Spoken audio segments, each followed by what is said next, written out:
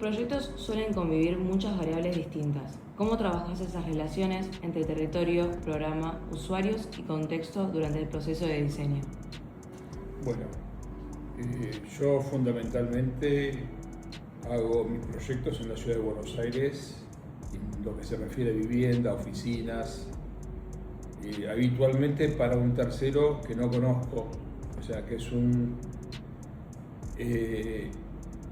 manejo estándar.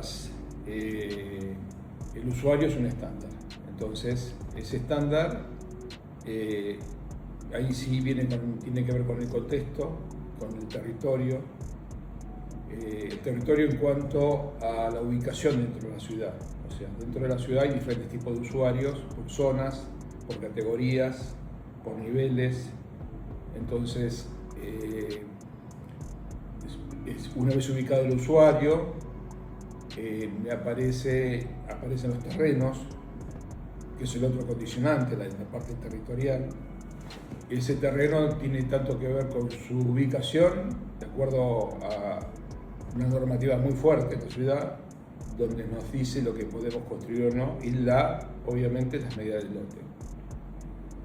Esos dos condicionantes son fundamentales al momento de elegir, de hecho, el lote, el lugar donde uno va a construir, y si justifica ese lote, a su vez se interconecta con ese usuario, si sirve para ese tipo de usuario. Y a partir de ahí, de ese momento, es donde uno empieza a desarrollar y a interrelacionar todas las variables. No hay ninguna variable más importante que la otra. O sea, obviamente lo que es vivienda en Buenos Aires para este usuario estándar es un tema comercial, fundamentalmente. Entonces hay que ver si la ecuación entre todas estas variables finalmente cierra. A partir de ahí se comienza a proyectar con todas estas variables, y en ese anteproyecto, si finalmente a concretarlo, uno puede ver si realmente sirve para lo que estaba previsto. ¿Hay alguna relación o condicionantes que consideres fundamental para estructurar un proyecto o crees que cada obra construye su propia trama de relaciones? No, hay condicionantes fundamentales. O sea, aparte hay un tema que no mencioné antes, que es el contexto, y dentro del contexto otro contexto del país, el lugar y el momento en que uno vive, y eso es un contexto muy importante porque hace que en unos momentos sea viable construir unos tipos de proyectos y en otros momentos otros para otra gente, no es lo mismo. O sea, un condicionante muy fuerte es la política y el lugar donde vivimos y el momento en que vivimos. Tomando en cuenta a partir de ahí, y el condicionante más grande obviamente es la ubicación, la implantación del lugar, del territorio. Ese es el condicionante más grande. De ahí, lo demás puede surgir o no, pero ese es el condicionante más grande que podemos tomar. ¿Por qué?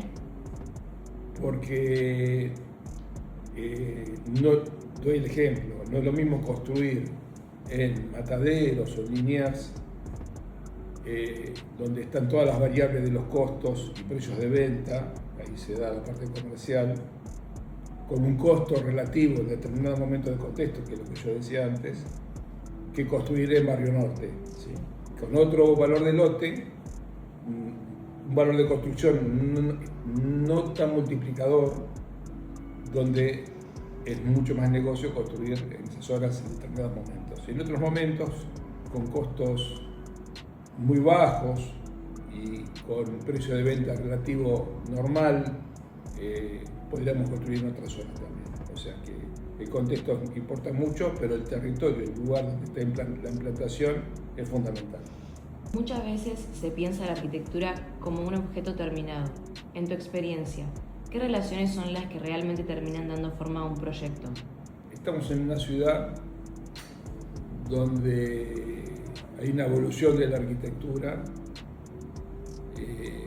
pero los proyectos, por precisamente la concepción del código urbanístico, produce que los proyectos se vayan insertando de acuerdo al formato y a la idea de la ciudad actual. Si bien hubo muchos códigos y y estos proyectos pueden producir interacciones con otros códigos, logrando medianeras expuestas o elementos que están fuera de contexto, es inevitable. En la ciudad es inevitable. Los nuevos códigos tratan de mejorar esa situación, pero la fisonomía de la ciudad la dan básicamente los códigos como a nivel urbanístico.